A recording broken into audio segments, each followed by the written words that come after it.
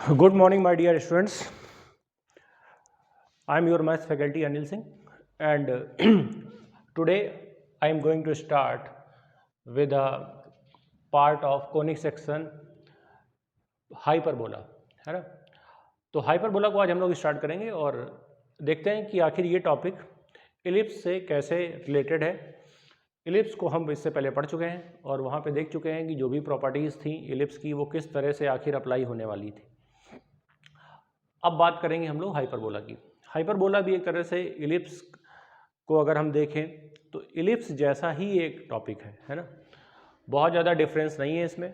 इसके जो फॉर्मूले हैं इसका जो भी स्ट्रक्चर कह सकते हैं थोड़ा डिफरेंट है, मगर जो फॉर्मूले हैं जो इक्वेशंस हैं वो ऑलमोस्ट एक जैसी हैं। ठीक है, थोड़ा बहुत इसका इंट्रोडक्शन मैं आपको दे चुका हूँ इससे पहले इलिप्स के साथ, लेकिन इसको हम लोग को थोड़ा सा अलग से भी बात करनी है इस पर, तो उसको देख लेते हैं। एक अच्छा टॉपिक है ये अपने आप में और काफ़ी कॉन्सेप्चुअल भी है।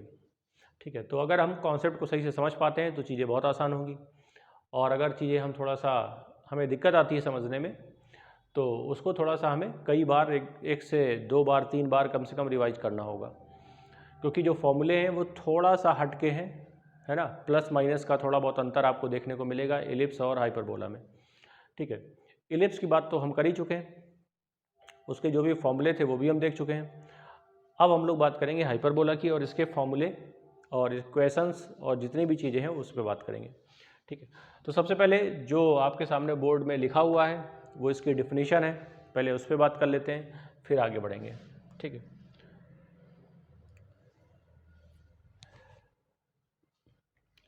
देखिए डिफिनीशन क्या लिखी हुई है, सबसे पहले इसको देखते हैं। डिफिनीशन में लिखा हुआ है, ये क्या है, इसकी डिफिनीशन है ना।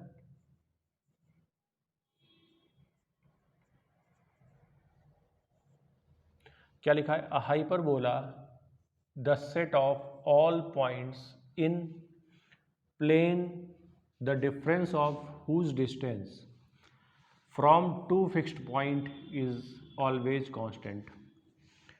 इसका क्या मतलब है पहले ये समझते हैं। तो देखिए, जैसे मान लीजिए कि एक ये हाइपरबोला मैं बना रहा हूँ आपके सामने, फिगर कुछ इस टाइप से बनेगा। अब देखिए यहाँ पे ये जो दो फिक्स्ड पॉइंट है इसका मतलब है दो फोकस है यहाँ पे, या दो फोकाई कह सकते हैं इसको। तो एक तो फोकस ये होगा F1 F2 ऐसे ले सकते हैं हम, F1 F2। ये जो दो फिक्स्ड पॉइंट की बात कर रहा है, टू फिक्स्ड पॉइंट, ये एक्चुअली में यही फोकस है ना। ये जो दो फिक्स्ड पॉइंट की बात कर रहा है उसका डायरेक्ट मतलब है ये फोकस की बात कर रहा है। और आप देखिए यहाँ पे अगर मैं बात करूँ इस पॉइंट P की,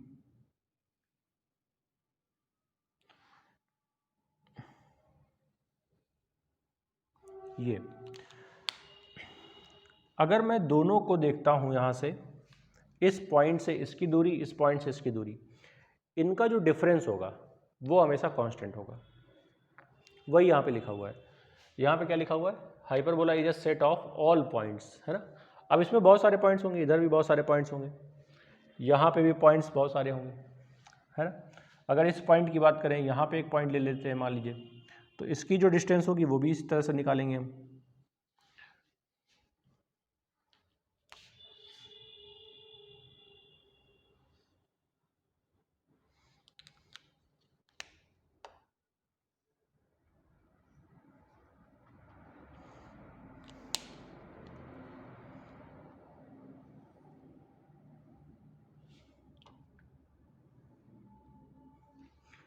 अब यहाँ पे अगर इसकी डिस्टेंस की बात करें, डिफरेंस की, तो यहाँ पे भी ये जो डिस्टेंस का जो डिफरेंस है वो क्या होगा, कांस्टेंट होगा। तो मैं ये कह सकता हूँ कि P(F1) minus P(F2) always a constant number. ये क्या हो जाएगा, हमेशा एक कांस्टेंट नंबर होगा, मतलब फिक्स होगा। ठीक, तो इस बात पे हमें थोड़ा सा ध्यान देना है कि इसकी जो डेफिनेशन है वो किस तरह से लिखी गई है। ठीक है, चलिए अब इसके आगे बात करते हैं। तो देखिए एक बात का ये ध्यान रखना है हमें कि ये फिगर की अगर हम बात करें तो हाइपरबोला केवल ये नहीं है ना, और ना ही हाइपरबोला केवल ये है। ये पूरा जब हम फिगर को एक साथ मिलाएंगे तब हाइपरबोला बनता है ना। तो ये ध्यान देना है। अब देखिए इसको अगर मैं इस तरह से आपको समझाऊं कि ये जो फिगर आपके सामने आ रहा है ये आखिर इसका अगर लाइव एग्जाम्पल देखा जाए तो लाइव एग्जाम्पल इसका कहाँ पर है ना, इस तरह का फिगर कहाँ बनेगा, कैसे बनेगा। तो एक बार आप इसको देख सकते, एक टाइम वॉच है ना, आपने देखी होगी, इस तरह से ले सकते हैं और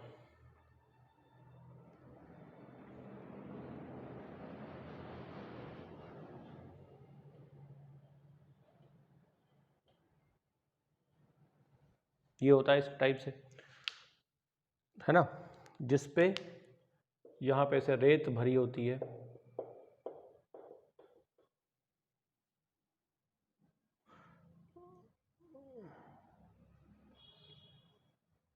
इस टाइप से। तो यहाँ पे देखिए ये वाला जो इसका जो फिगर दिख रहा है आपको, ये वाला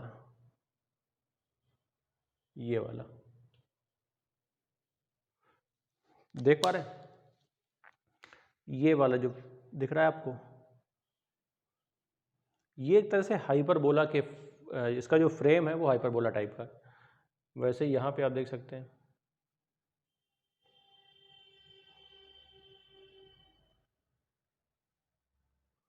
तो इसका जो शेप आ रहा है ये एक तरह से हाइपरबोला की टाइप का आ रहा है। तो ये एक तरह से ये लाइव एग्जाम्पल है आपके सामने जिसमें ये शेप निकल के आता है, ये वाला हाइपरबोला का शेप निकल कर आता है ना। उसके बाद मैं आपको ये बता रहा था कि हाइपरबोला केवल ये वाला पार्ट नहीं है, ना तो इतना हम पार्ट लेंगे तो हाइपरबोला है और ना उधर वाला लेंगे तो हाइपरबोला है। हाइपरबोला ये पूरा पार्ट है ना। उसके बाद एक चीज़ ये ध्यान देनी है यहाँ पे कि यहाँ पे देखिए सिमेट्री होती है। फर्स्ट ये कोऑर्डिनेट, अगर हम कोऑर्डिनेट की बात करें, कोऑर्डिनेट ज्योमेट्री का पोर्शन है ये तो अगर हम कोऑर्डिनेट की बात करें तो ये देखिए फर्स्ट क्वाड्रेंट है, ये फोर्थ क्वाड्रेंट है। तो फर्स्ट एंड फोर्थ में इसकी सिमेट्री होती है ना। और वैसे यहाँ पे सेकंड एंड थर्ड में यहाँ पे सिमेट्री होती है, ये ध्यान देना है हमें। फर्स्ट एंड फोर्थ में सिमेट्री होगी, यहाँ पे सेकंड और थर्ड में भी सिमेट्री होगी। सिमेट्री का मतलब यह है कि अगर मैं यहाँ पे एक मिरर लगा देता हूँ तो ऊपर और नीचे का जो पोर्शन है इसमें एक जैसा दिखेगा, है ना। और आप देख सकते हैं कि जो ऊपर वाला और नीचे वाला जो पोर्शन है वो एक ही जैसा इसमें दिखाई दे रहा है। ठीक है, इस बात पे ध्यान देना है। चलिए उसके बाद अगर मैं बात करूँ इस एक्सिस के थ्रू, ये जो वाई एक्सिस है ना, तो वाई एक्सिस के थ्रू भी ये एक तरह से सिमेट्री है इसमें, है ना। इधर वाला जो पोर्शन है वो बिल्कुल जैसा इधर है वैसे ही उधर है, ये ध्यान देना है।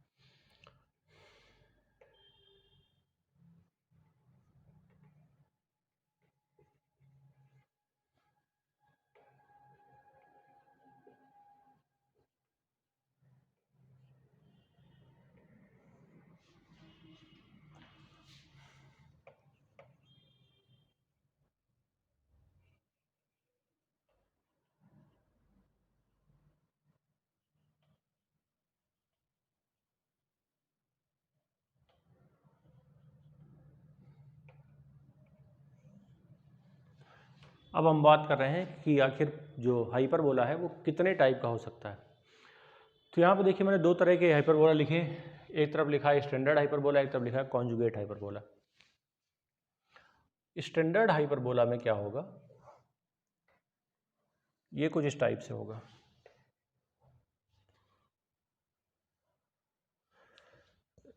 ठीक है, इस टाइप से होगा। और जो कॉन्जुगेट होगा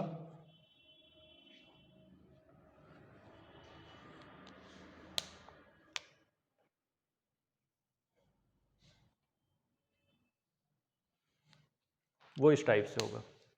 ठीक है, दोनों का जो फिगर है वो थोड़ा सा डिफरेंट होगा। यहां से इसकी डायरेक्ट्रिक्स होंगी,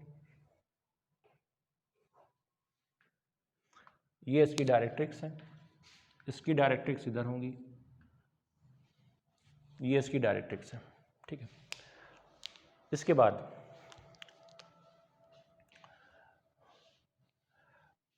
पहले एक बात हमें यहाँ पर ये समझनी है, देखिए क्या है। इलिप्स में क्या होता था, इलिप्स में ऐसे एक फिगर आता था, याद हो अगर आपको, और ये वाली एक्सिस और ये दो एक्सिस थी, है ना, इस तरह से दो एक्सिस हुआ करती थी। एक को बोलते थे हम लोग माइनर एक्सिस, एक को बोलते थे मेजर एक्सिस। यहाँ पे ऐसा नहीं होता है, यहाँ पे मेजर और माइनर नहीं होती है ना, यहाँ पे चीज़ें थोड़ा डिफरेंट है। क्या डिफरेंट है देखते हैं जरा।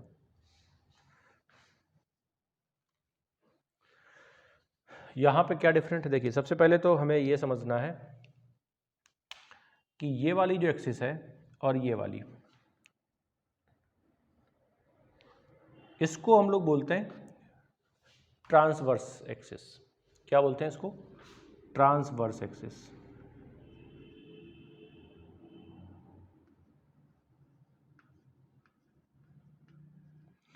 और इसको बोलते हैं कॉन्जुगेट एक्सिस।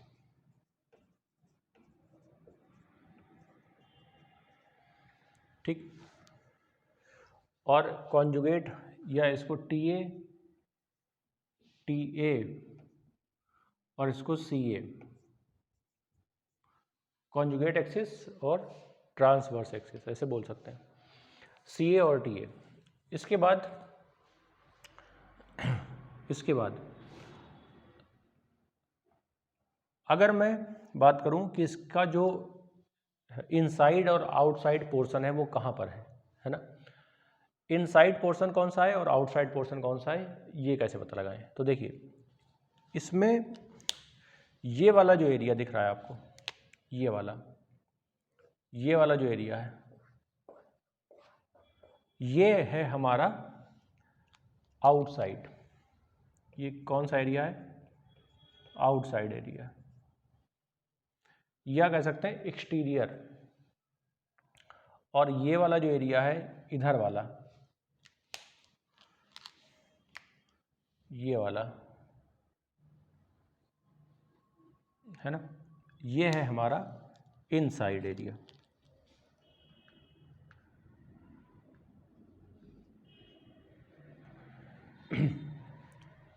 आउटसाइड ये वाला है, इनसाइड ये वाला है। वैसे ही इधर भी हो जाएगा, ये होगा आउटसाइड, ये पूरा एरिया आउटसाइड और ये पूरा एरिया इनसाइड है। ठीक, इस बात का ध्यान देना है। अगर मैं आपसे कहूं कि इनसाइड और आउटसाइड कैसे पता लगाते हैं, कैसे पता चलेगा कि ये इनसाइड है और ये आउटसाइड है, कैसे पता चलेगा ये आउटसाइड है और ये इनसाइड है, तो इसका जो सबसे बेहतर और सबसे बढ़िया जो कॉन्सेप्ट है उसका ये है कि देखिए हमें ये समझना चाहिए यहाँ पे, ऐसा एरिया जहाँ से मैं कर्व में टेंजेंट ड्रॉ कर सकूँ वो हमारा आउटसाइड का एरिया होता है। जैसे ये अपना कर्व है, ये क्या है, अपना कर्व है। इसमें अगर मुझे टेंजेंट ड्रॉ करना है तो मैं टेंजेंट यहाँ से ड्रॉ कर सकता हूँ, मतलब इस पूरे एरिया में कहीं से भी टेंजेंट ड्रॉ कर सकता हूँ। मान लीजिए मैंने ऐसे बना दिया, ठीक है, तो ये देखिए इसमें टेंजेंट बन के आ जाएगा। ठीक, अगर मैं यहाँ से ड्रॉ करूँ तो भी टेंजेंट बन के आ जाएगा। ये भी इस पे टेंजेंट है।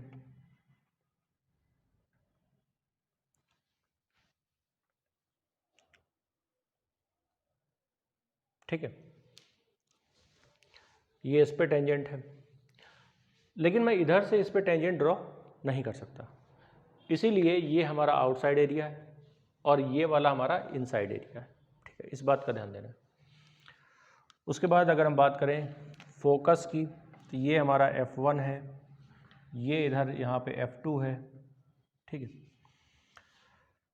ये F1 हो जाएगा, ये F2 हो जाएगा। उसके बाद ये वाली जो लेंथ है, ये क्या है, देखिए फोकस से गुजरने वाली जो लेंथ होती है या लाइन होती है उसको कहते हैं फोकल कॉर्ड। ये है हमारी फोकल कॉर्ड। ठीक, वैसे ही ये फोकस अगर यहाँ पे है F1 F2 है, तो यहाँ से ये जो लाइन जा रही है ये है हमारी फोकल कॉर्ड, और यहाँ से लेके यहाँ तक की जो डिस्टेंस है इसको बोलते हैं फोकल डिस्टेंस।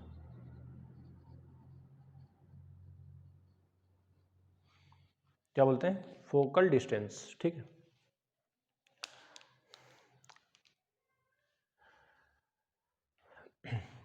इस तरह से ये इसका हमने क्या क्या चेक किया।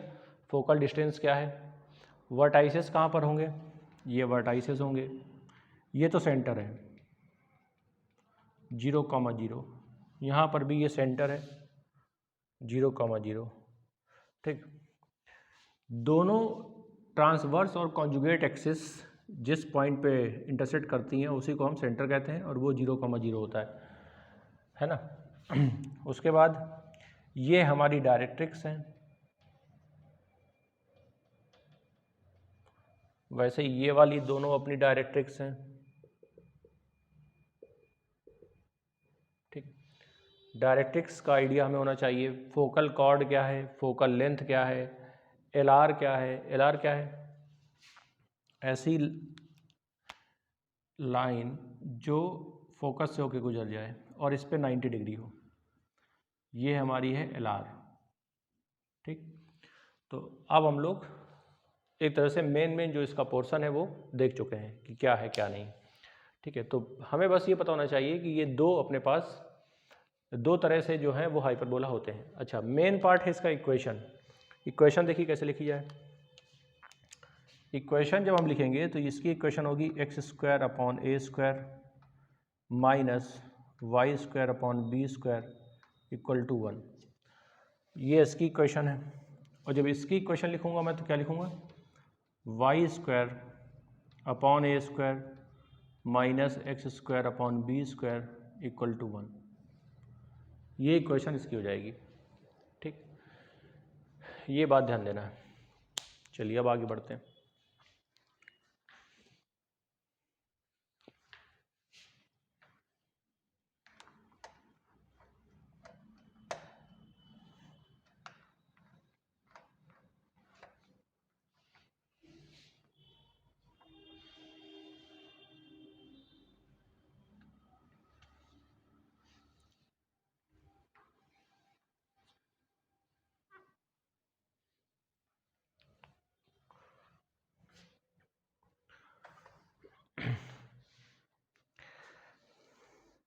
देखिए, मैथमेटिक्स में सबसे बड़ी बात हमें ये ध्यान देनी चाहिए हमेशा कि हम चीज़ों को बहुत जल्दबाजी में ना पढ़ें।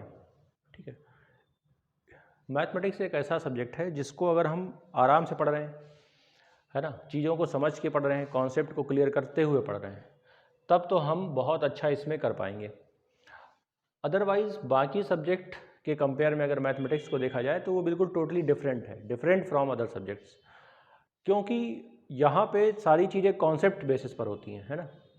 जो भी चीज़ें हैं वो कॉन्सेप्ट से चल रही हैं, कोई भी चीज़ ऐसी रटाई नहीं है। ठीक है, किसी चीज़ को हम रट के या उस तरह से इसको सॉल्व नहीं कर सकते हैं। अगर हमारा दिमाग रटने में ज़्यादा चाह रहा है तो हम कितना रटेंगे आखिर। भाई एक चीज़ रट सकते हैं, दो चीज़ रट सकते हैं, इसमें तो हर एक स्टेप पे नए कॉन्सेप्ट्स हैं, नई चीज़ें हैं, तो आखिर हम रट के इसको समझ नहीं सकते हैं। आपको जो भी टॉपिक हैं उसके जड़ तक जाना पड़ेगा, है ना, उसके पूरे कॉन्सेप्ट को समझना होगा, तभी आप समझ सकते हैं। वरना इस तरह से अगर आप सोच रहे हो कि मैं फॉर्मूले रट के काम चला लूँगा तो इस तरह से काम चलता नहीं है। ठीक है, अब इस टॉपिक में कुछ रिजल्ट्स हैं जो हमें डायरेक्ट समझ लेने हैं। ठीक है, हाँ, जब हम देखिए पहले तो पार्ट होता है समझने का कि पहले आप समझ लीजिए, उसके बाद फिर हम कुछ जो मेन इसके जो पॉइंट्स हैं वो याद रखते हैं, ताकि हमारे जो कैलकुलेशन है या जो क्वेश्चंस हैं वो आसानी से सॉल्व हो जाए। मतलब हमें उसमें बार बार ड्राइव ना करना पड़े कोई चीज़, वहाँ पे हमें डायरेक्ट रिजल्ट अगर याद है तो हम डायरेक्ट उस चीज़ को लिख सकते हैं। इस बात का ध्यान देना है। ठीक है, तो चलिए फिर से बात करते हैं इसमें आगे।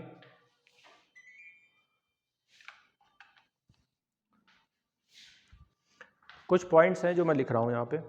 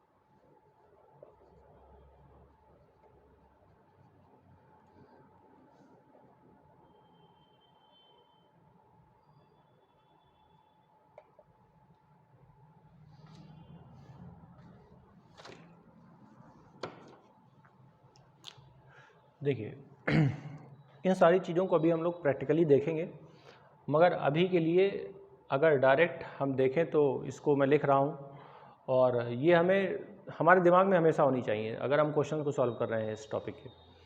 तो देखिए सबसे पहले तो मैंने दो तरह के यहाँ पे हाइपरबोला की इक्वेशंस लिखी हैं। ये तो स्टैंडर्ड हाइपरबोला है और ये है कॉन्जुगेट हाइपरबोला।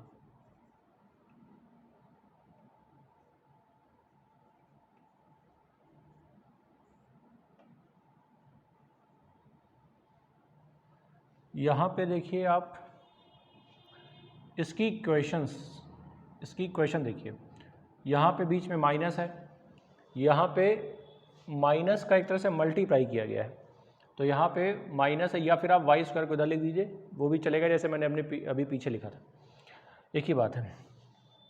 अब बात कर रहा है यहाँ पे कोऑर्डिनेट ऑफ वर्टाइसेस क्या होंगे। तो कोऑर्डिनेट ऑफ वर्टाइसेस का मतलब क्या होता है, देखिए यहाँ पे जो हाइपरबोला बनेगा वो कैसा बनेगा, कुछ इस टाइप से बनेगा। तो वर्टाइसेस का मतलब ये वाले पॉइंट्स की बात हो रही है। तो ये पॉइंट्स क्या हो जाएंगे, यहाँ पे कौन से हाइपरबोला की बात हो रही है, ये वाले। ठीक, तो यहाँ पे वर्टाइसेस कैसे लिखे जाएंगे बताइए। इधर हम चलेंगे तो a माइनस a कॉमा 0, ये a कॉमा 0 ऐसे लिखा जाएगा। ये है 0 कॉमा b और ये है 0 कॉमा माइनस b। अगर मैं फोकाई के कोऑर्डिनेट लिखूं तो फोकाई तो इधर होते हैं यहाँ पे ऐसे, इनको कैसे लिखा जाएगा, माइनस ए ई कॉमा 0 और ये वाले यहाँ पे क्या हो जाएगा 0 कॉमा प्लस का BE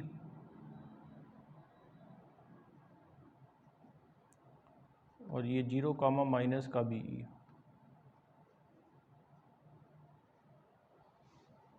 ठीक है, इस तरह से लिखा जाएगा।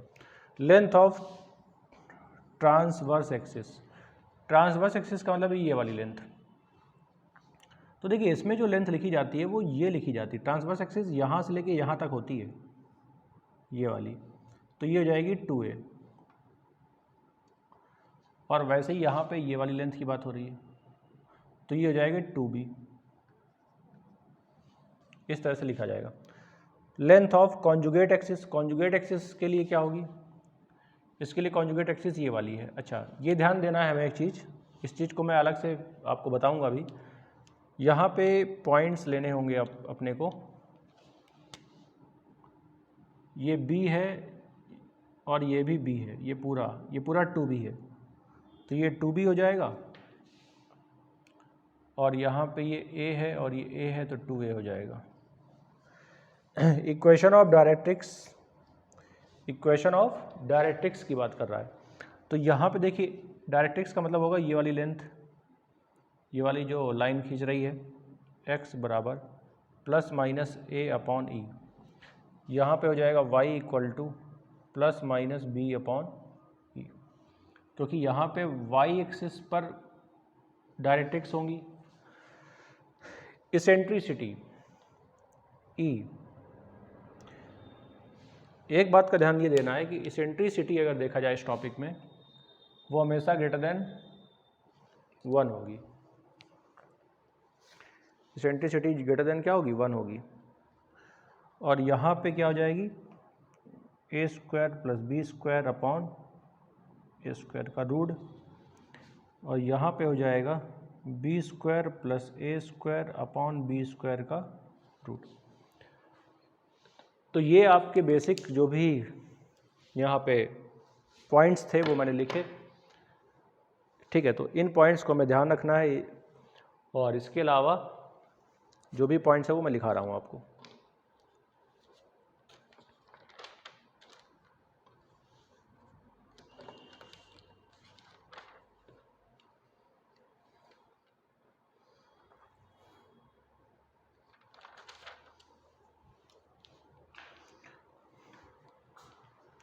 इन पॉइंट्स को आप आराम से देख लीजिए, अगर कहीं पर कोई समस्या है तो उसको हम लोग बाद में देख लेंगे।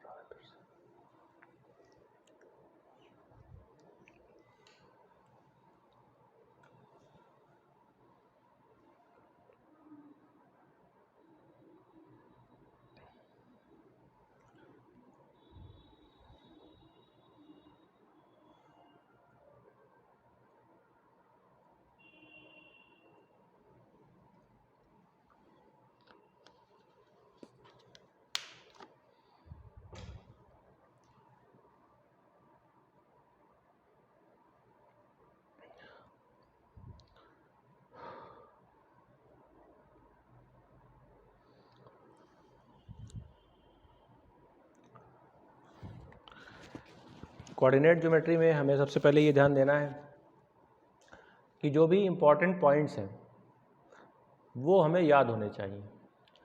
अब जैसे मान लीजिए ये आपके सामने चीज़ें लिखी हुई हैं, अब बार बार हम इन्हें ड्राइव तो करेंगे नहीं, ना तो प्रूफ करेंगे। ठीक है, एक बार देखने के बाद हमें इसकी जो मेन पॉइंट्स हैं, जैसे कि फोकाई क्या होंगे, है ना, कोऑर्डिनेट ऑफ वर्टाइसेस क्या होंगे, लेंथ ऑफ कॉन्जुगेट एक्सिस क्या होगा, इक्वेशन ऑफ डायरेक्ट्रिक्स क्या होगी, इन बातों को हमें याद रखना है। ठीक है, बार बार हम इन्हें प्रूफ नहीं करेंगे, ये बात ध्यान देनी है।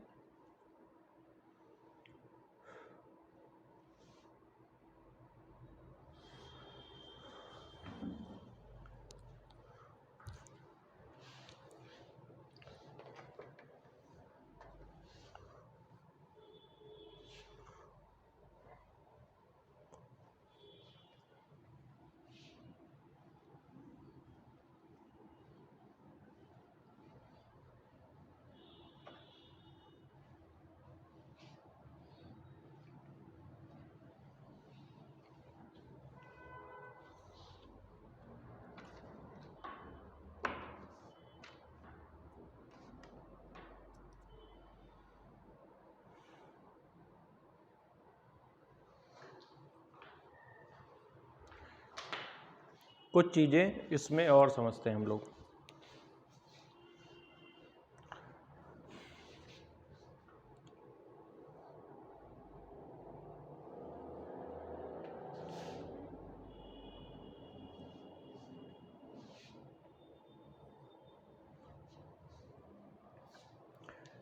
एक बात का ये ध्यान देना है, देखिए यहाँ पे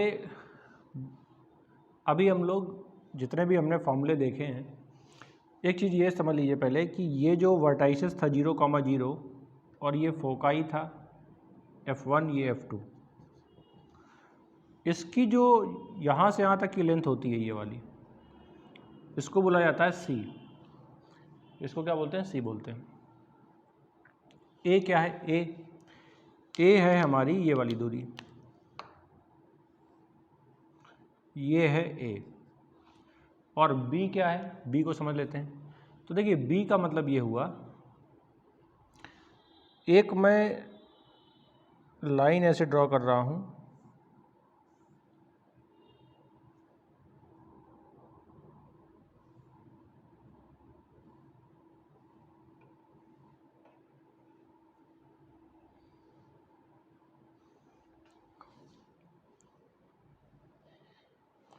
ये जो लाइन जा रही है इसको टच कर रही है यहाँ पे।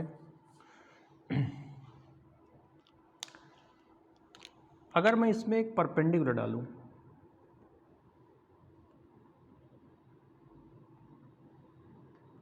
तो ये जिस पॉइंट पे कट करेगी यहाँ से इस पे परपेंडिकुलर जो पड़ेगा वो होती है B। तो ये जो B है, A है और ये C है, इनका एक रिलेशन होता है। क्या होता है?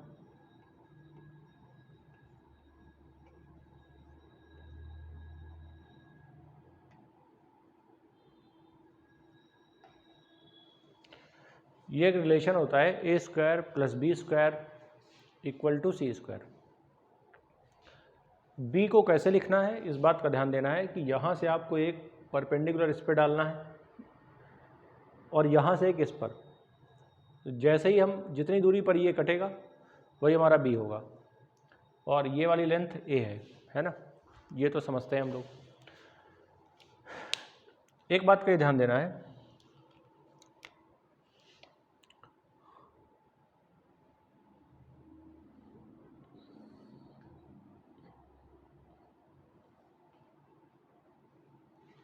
ये वाली जो लाइन है, ये जो यहाँ से निकल रही हैं, अगर ये, इनको बोला जाता है एसिम्प्टोट्स।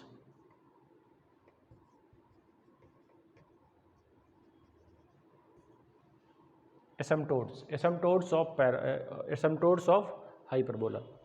ठीक है, ये वो लाइंस हैं जो इसको टच नहीं करती हैं लेकिन इसके पास से गुजर जाती हैं, इनको बोला जाता है एसिम्प्टोट्स। अगर ये दोनों राइट एंगल बना रही हैं तो इसको बोला जाएगा रेक्टेंगुलर हाइपरबोला।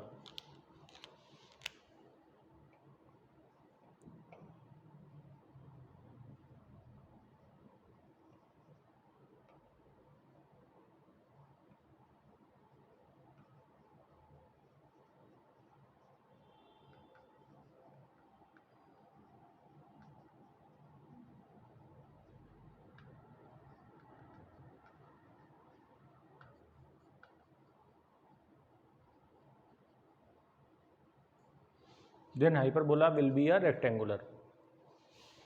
तो ये जो हाइपरबोला हो जाएगा फिर ये अगर 90 होता है तो रेक्टेंगुलर हाइपरबोला।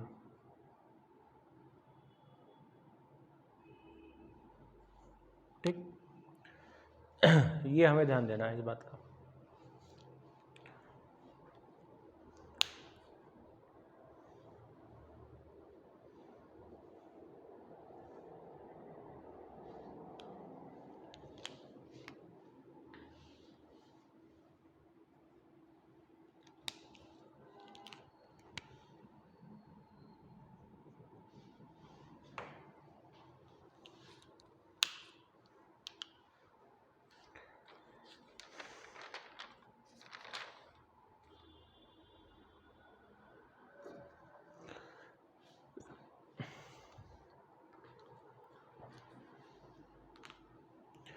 एक बात इसमें और समझ लीजिए आप,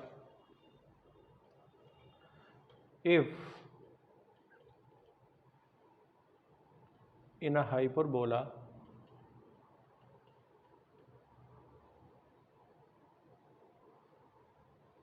ए इक्वल टू बी, किसी हाइपरबोला में अगर ए और बी बराबर हो जाए, मतलब ये दोनों वैल्यूज इक्वल हो जाए, तो इसको बोला जाता है इक्विलेटरल हाइपरबोला।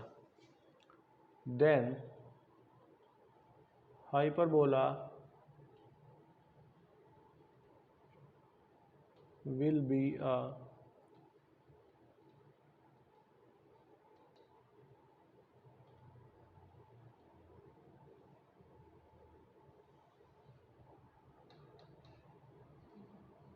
ये पॉइंट यहाँ पे इम्पॉर्टेंट है। जो हाइपरबोला होगा वो एक इक्विलेटरल हाइपरबोला होगा। कब होगा? जब ए और बी यहाँ पे इक्वल हो जाएंगे। अगर ए और बी की वैल्यू बराबर हो जाएगी तो इसको बोला जाएगा इक्विलेटरल हाइपरबोला। रेक्टेंगुलर हाइपरबोला क्या है ये मैं बता चुका हूँ। तो यहाँ पे दो कंडीशंस होती हैं। अगर एसिम्पटोड्स 90 डिग्री पर इंटरसेक्ट करते हैं तो आप इसको बोलेंगे रेक्टेंगुलर हाइपरबोला, और अगर ए और बी की वैल्यू बराबर हो जाती है तो इसको बोलेंगे इक्विलेटरल हाइपरबोला। ठीक है,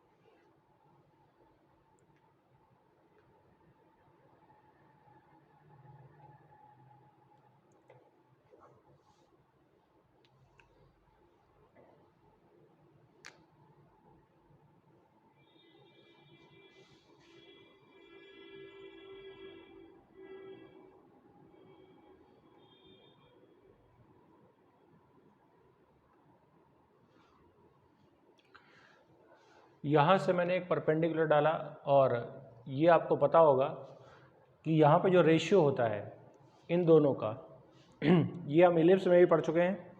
जो रेशियो होता है वो Pf1 upon PL1 equal to Pf1 upon PL1 equal to क्या हो जाएगा? E। और E जो होता है वो ग्रेटर देन 1 होता है, मतलब कि PL1 हमेशा इससे बड़ा होगा। ठीक, ये ध्यान देना है। तो अगर मैं इसके कोऑर्डिनेट की बात करता हूँ, ये क्या हो जाएंगे? AE0, ये x y इस टाइप से ले सकते हैं।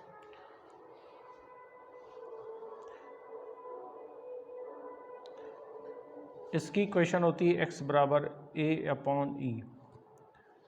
तो जब मैं इसको लिखूँगा Pf1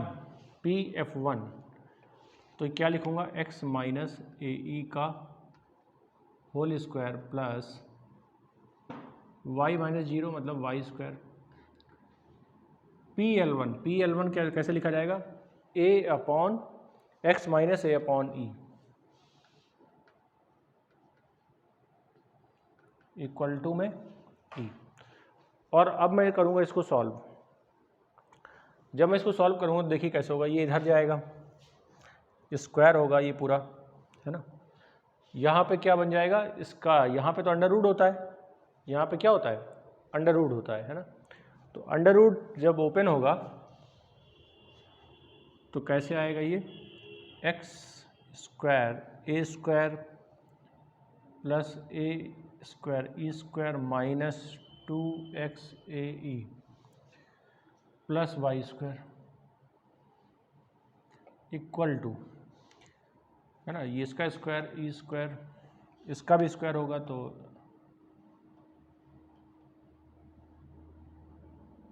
A square plus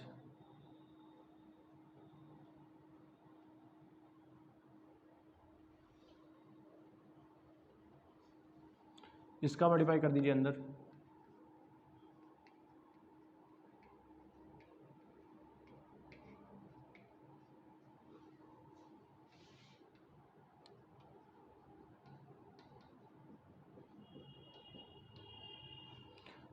two X A ई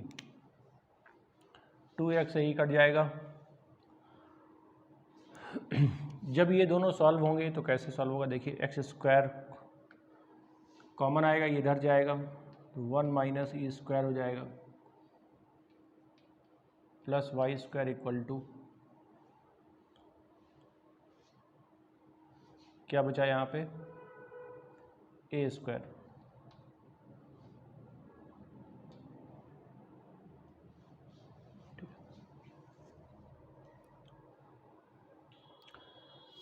ये कट गया, ये बचा ए square E square, A square E square. ये देखिए किसी से कट रहा है क्या, ए स्क्वायर ई स्क्वायर यहाँ पे आएगा, और यहाँ पे भी अगर मैं कॉमन ले लूँ, ठीक है, तो देखिए इसमें फाइनली क्या बचेगा वो देख लेते हैं, है ना। इसमें फाइनली क्या बचेगा वो देख लेते हैं। ए स्क्वायर ई स्क्वायर तो यहाँ से कटने वाला नहीं है, या फिर ऐसा कर लीजिए कि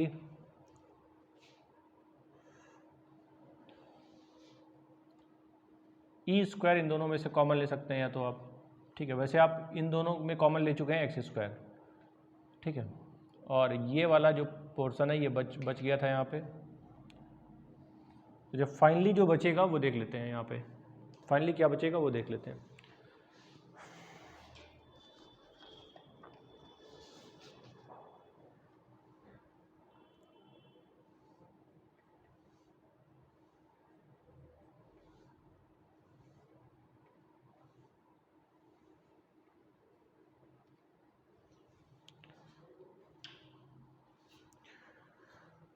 ठीक है, कटने के बाद ये वाली वैल्यू यहाँ पे बचेगी, और जब मैं इसको सॉल्व करूँगा आगे तो यहाँ पे देखिए डिवाइड किससे करेंगे, हम इस वाले से पूरे में डिवाइड कर देंगे।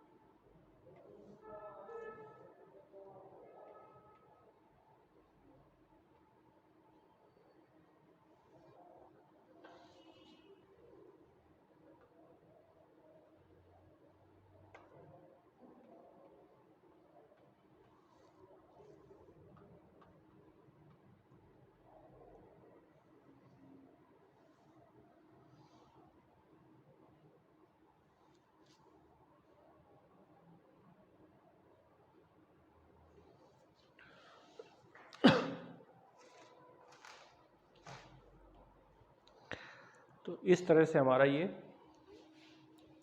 प्रूफ हो जाएगा फॉर्म इसका जो इक्वेशन था वो इस तरह से हमारा फाइंड आउट कर सकते हैं हम। आराम से आप इसमें कॉमन ले लीजिए, डिवाइड कर दीजिए इससे, तो ये एक फॉर्मेट बन के आएगा। और बताइए ये वाला जो फॉर्मेट था यही तो था हमारा इक्वेशन ऑफ पैराबोला हाइपरबोला। तो ये जो हाइपरबोला का जो इक्वेशन था वो ये है हमारा। और यहाँ पे अगर ई की वैल्यू निकाली जाए तो ई की वैल्यू क्या हो जाएगी 1 + b² / a²। ठीक है, इस तरह से आप इसको फाइंड कर सकते हैं।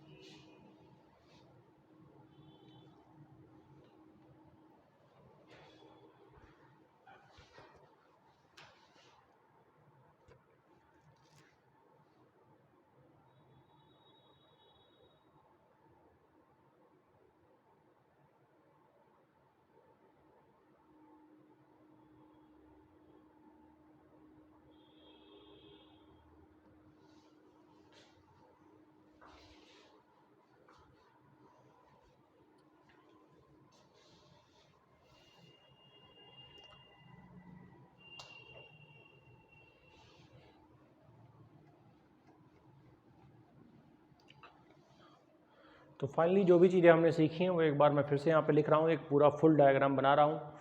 और यहाँ पे हम लोग देख लेंगे क्या क्या हमने यहाँ पे फाइंड करना सीख लिया है।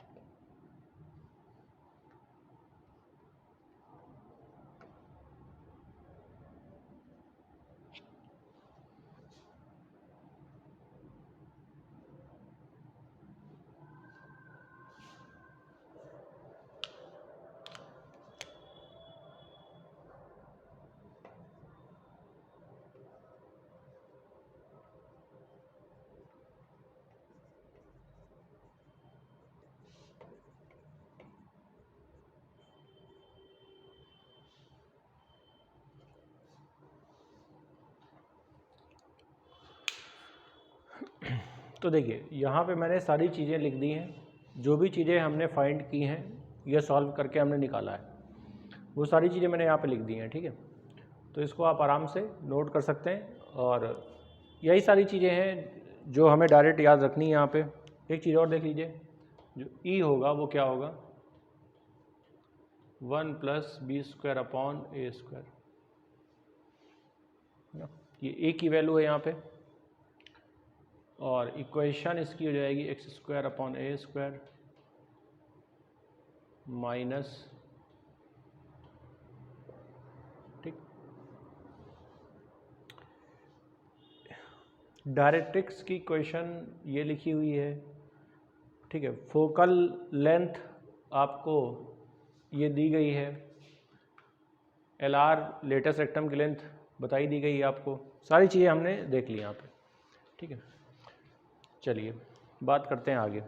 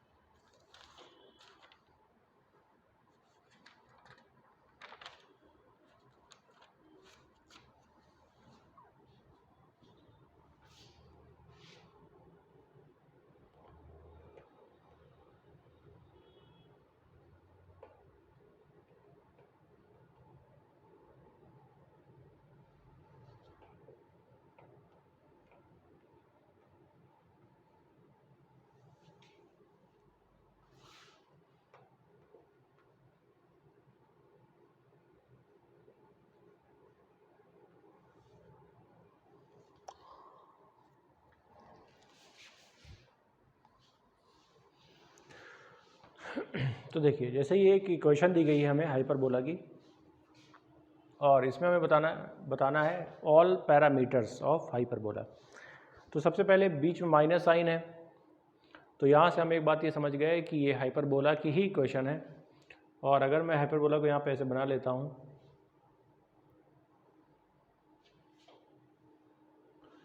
तो आप बताइए सबसे पहले a² यहाँ पे कितना है 16, a बराबर आएगा 4, वैसे ही b² बराबर है अपने पास 9, तो b आएगा ±3,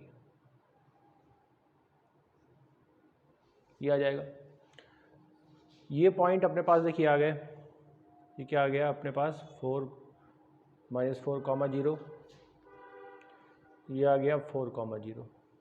b क्या है, b अपने पास 3 है, ±3 है, तो यहाँ पे ये आएगा 0, 3, 0, -3। फोकस अगर निकालने हैं तो ये तो होता है AE, 0 -AE, 0। E की वैल्यू क्या होगी ये निकाल लेते हैं, चलिए।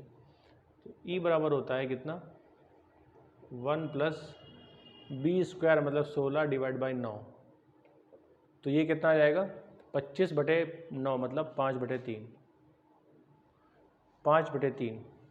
अब इसी में मुझे AE निकालना है। A कितना है, A है, A कितना है यहाँ पर अपने पास ±4 है ना। A कितना है, ±4 है। तो आप बताइए यहाँ से अपना E कितना आएगा, या कह सकते हैं एक आप ये वाला फॉर्मूला लगा सकते हैं। देखिए c² बराबर होता है ना a² + b², तो यहाँ से c आ जाएगा अपने पास, c कितना आएगा 5, सी आ जाएगा 5, सी की वैल्यू आ जाएगी अपने पास 5, ठीक।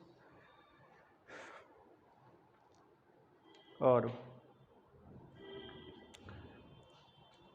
अगर यहाँ पे लेंथ ऑफ एल आर निकाली जाए, लेंथ ऑफ एल आर निकाली जाए, लेंथ ऑफ एल आर कितनी आ जाएगी 2b² अपॉन ए, ये वाली लेंथ 2b² अपॉन ए, b² मतलब 4, 3 का 9, ए कितना है 4, 9/2 हो जाएगी, है ना।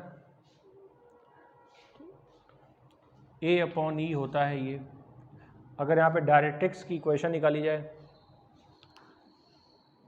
ये डायरेक्ट्रिक्स है, तो ये क्या हो जाएगी ए अपॉन ई। ए कितना है 4 और ई कितना है अपने पास, ई अगर मैं निकालूंगा तो कैसे निकालूंगा देखिए,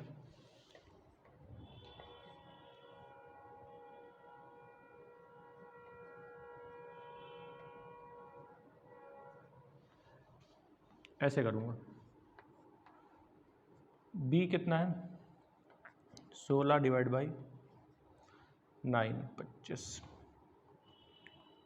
5/3 आएगा। तो ए अपने पास दिया गया 4, ये 5/3 करूँगा, 12/5 आ जाएगा। तो इस तरह से ये हमने सारे पैरामीटर यहाँ पे निकाल लिए, ठीक है।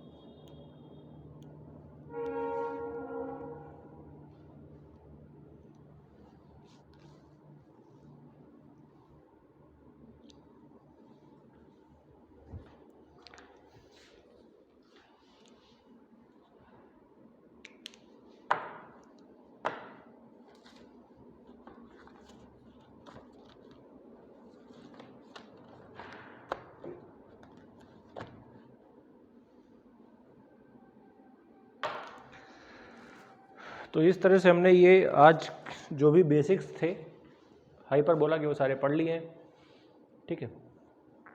अगली क्लास में हम लोग इसके क्वेश्चंस को सॉल्व करेंगे। तो जो भी इसके पॉइंट्स मैंने लिखाए हैं वो आपको एक तरह से रिमाइंड करके रखने हैं, प्रैक्टिस कर लीजिएगा। जो भी फॉर्मूले हैं, इक्वेशंस हैं, है ना, जितने भी पैटर्न हैं वो सारे आपको याद होने चाहिए और उसी हिसाब से फिर हम लोग जो भी क्वेश्चंस हैं वो हम लोग सॉल्व करेंगे। तो बहुत कोई टफ चैप्टर नहीं है कोऑर्डिनेट ज्योमेट्री का ये, ठीक है। अगर आपको सारी चीज़ें क्लियर हैं सही से तो बहुत आसानी से हम इसको आराम से सॉल्व कर सकते हैं, ठीक है। बस आपको कुछ ज़रूरी चीज़ें हैं जो मैंने बताई आपको वो याद रखनी है। तो ये मेन पॉइंट्स हैं, ठीक है। क्वेश्चंस का लेवल थोड़ा सा इसमें और बढ़ाया जाएगा अगली क्लास में और हम लोग जो प्रॉपर जो क्वेश्चंस हैं इसके वो सॉल्व करेंगे, ठीक है। कॉन्सेप्ट ऑलमोस्ट कंप्लीट हो चुके हैं इसके। तो इसके आगे हम लोग 2 क्लासेस में इसके क्वेश्चंस देखेंगे सारे। तो जो भी आपके पास इसका कंटेंट है वो आप लोग एक जगह नोट करके रखें, प्रैक्टिस करके रखें, ताकि कोई भी चीज़ अगर बताई जाए तो आपको याद आनी चाहिए कि आखिर हम किसकी बात कर रहे हैं। जो भी टेक्निकल टर्म्स यहाँ पर हैं वो आपको पता होने चाहिए, वरना आप ये नहीं समझ पाएंगे कि हम आखिर किसकी बात कर रहे हैं यहाँ पे, है ना। जो भी टर्म्स हैं यहाँ पे, जब तक टर्म्स नहीं पता होंगे तब तक हम वैल्यू कैसे फाइंड कर पाएंगे। तो जो टर्म्स हैं वो आपको क्लियर होने चाहिए, इस बात का ध्यान देना है हमें, ठीक है। तो ये सारी चीज़ें आप नोट कर लीजिए और क्लासेस में अगर कोई भी दिक्कत परेशानी होती है तो आप उसमें कमेंट कर सकते हैं, ठीक है। कोविड का समय चल रहा है, काफ़ी लोग इस समय हेल्थ को लेके काफ़ी परेशान हैं और इसी वजह से जो चीज़ें हैं वो उतना इफ़ेक्टिवली नहीं हो पा रही हैं, लेकिन धीरे धीरे सारी चीज़ें सही हो जाएंगी। आप लोग अपने पढ़ाई पर ध्यान दें, क्योंकि जो चीज़ें हैं वो आगे बढ़ रही हैं, बट होनी तो हैं ही। जो एग्ज़ाम है वो तो होंगे ही, ठीक है। अभी नहीं होंगे, बाद में होंगे, लेकिन जो चीज़ें हैं वो कंटिन्यू चलती रहेंगी, ठीक है। तो हमें बहुत ज़्यादा इससे परेशान नहीं होना है। जो भी चीज़ें यहाँ पे बताई जा रही हैं या कोई भी और भी सोर्सेज आपके पास होंगे पढ़ने के, वहाँ से आप पढ़िए, है ना, अपने सिलेबस को कंप्लीट करिए, क्योंकि एग्ज़ाम आज नहीं तो कल होंगे ही। ठीक है, इस तरह से चलिए आज की क्लास हम लोगों ने ख़त्म की। ठीक है, चलिए फिर ठीक है, यहीं तक रखते हैं आज के लिए। ठीक है, thank you so much students, और मिलते हैं अगली क्लास में। अभ्युदय योजना के तहत जो भी क्लासेस चल रही हैं वो लगातार इस तरह चलती रहेंगी, और जो भी टॉपिक हैं आगे आने वाले वो भी आपको कवर कराए जाएंगे। ठीक है, चलिए फिर आज के लिए इतना ही। Thank you so much to all of you. Bye bye.